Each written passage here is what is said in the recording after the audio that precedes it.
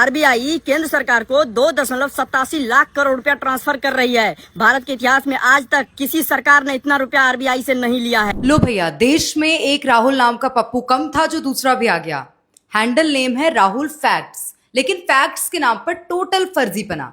कह रहा है सरकार आरबीआई से 2,87,000 करोड़ रुपए ले रही है। भारत के इतिहास में आज तक ऐसा नहीं हुआ। अरे भाई, गुटखा थूक के जरा समझ लो, ऐसे पब्लिक में बेइज्जती नहीं कराते। आरबीआई कोई आम सरकारी डिपार्टमेंट नहीं है। आरबीआई भारत का सेंट्रल बैंक है। जैसे किसी कंपनी का ओनर होता है, वैसे आरबीआई का ओनर है भारत सरकार।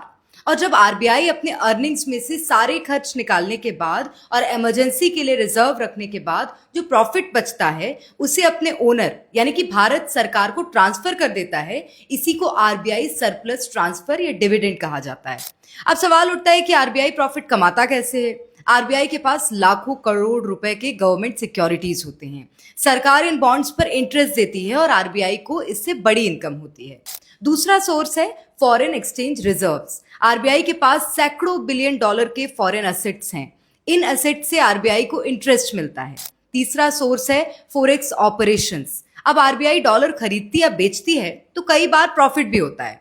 इसके अलावा बैंकिंग सिस्टम को मैनेज करने और अन्य फाइनेंशियल ऑपरेशंस से भी आरबीआई को इनकम होती है। और हाँ, ऐसा पहली बार नहीं हो रहा है, ये हर साल होता है। 2004 में लगभग 4,500 करोड़ रुपए आरबीआई ने ट्रांसफर किए थे। 2014 में 52,000 करोड़ ट्रांसफर किए थे।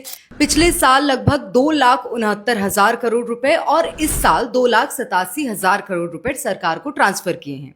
और ऐसा इसलिए हुआ क्योंकि इंडिया के पास अभी स्ट्रॉन्ग फॉरेक्स रिजर्व है। खैर, ये बात कांग्रेस के चमचों को समझ नहीं आएगी।